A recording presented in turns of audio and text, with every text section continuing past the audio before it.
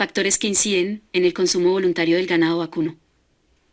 Hay factores que inciden directamente en el consumo voluntario de los vacunos, y algunos de ellos dependen del estado fisiológico, su organismo, alimento y medio ambiente.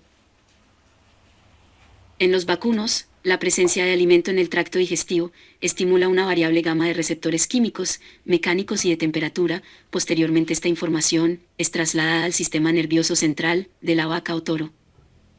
Los factores que son inherentes a los vacunos. El sistema nervioso central, el consumo de alimentos por parte de los vacunos, está definido por mecanismos fisiológicos, los cuales llevan al vacuno a finalizar e iniciar el consumo de alimentos, de acuerdo a los requerimientos y necesidades fisiológicas. Esta fase es controlada por el hipotálamo. El hipotálamo está ubicado en el área central del cerebro. Cuando es estimulado en el área lateral, se inicia el consumo de alimentos. Cuando es destruido, se produce lo que es conocido como afagia. Por esta razón, esta área es denominada el centro del hambre. Neuropéptidos. Los péptidos están involucrados en la interfase del regulados del balance de energía y el control del consumo alimenticio. La dinofrina, endorfina y la metencefalina son encargados de estimular el consumo. Las hormonas, la adrenocorticotrópica, la insulina, la leptina, la grelina, las esteroideas y la del crecimiento, están involucradas en la estimulación del consumo a corto plazo. También se encarga de regular la ingestión del alimento a través de diferentes mecanismos. Ácidos grasos volátiles. Cuando los ácidos grasos volátiles llegan a niveles altos, el fluido rumial inhibe la motilidad reticulorumial. El propiónico y el acético afectan directamente el pH y a la presión osmótica, que a su vez afectan directamente la motilidad rumial de los vacunos. Es de recalcar que si el pH rumial baja hasta valores de 5,0, el rumen se paralizará. Estado fisiológico del vacuno. La situación de los vacunos es muy compleja. Por tal motivo se debe considerar el balance de nutrientes en 2 niveles, en el rumen, con el objetivo de maximizar la tasa del crecimiento microbiano, y los nutrientes absorbidos por los vacunos, en función de los requerimientos.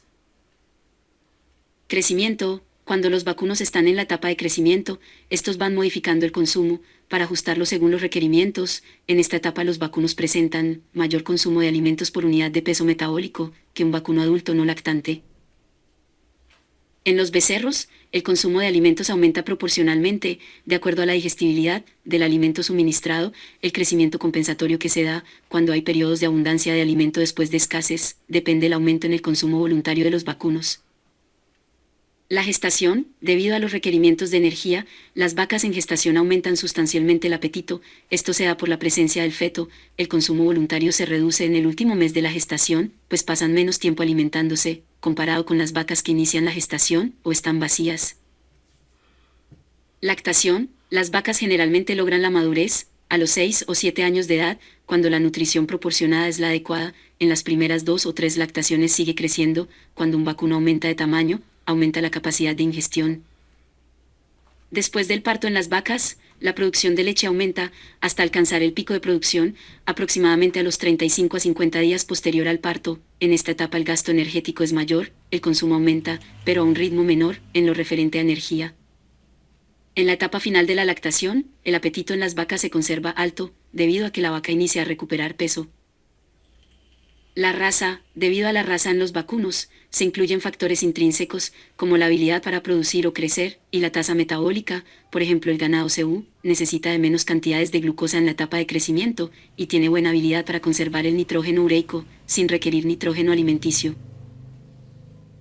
También se ha observado que los vacunos resultado del cruce con cebú y cebú puro presentan mayor consumo voluntario de forrajes comparado con los Bostaurus. Esto es debido a una tasa de fermentación que permite al ganado cebú aprovechar de mejor forma los forrajes pobres y toscos, que son constantes en condiciones tropicales.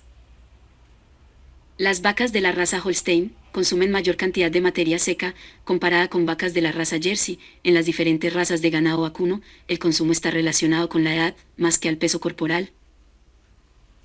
Condición corporal. Las vacas gordas consumen menos alimento que las vacas flacas. La cantidad de grasa corporal es capaz de incidir directamente en el consumo, minimizando la capacidad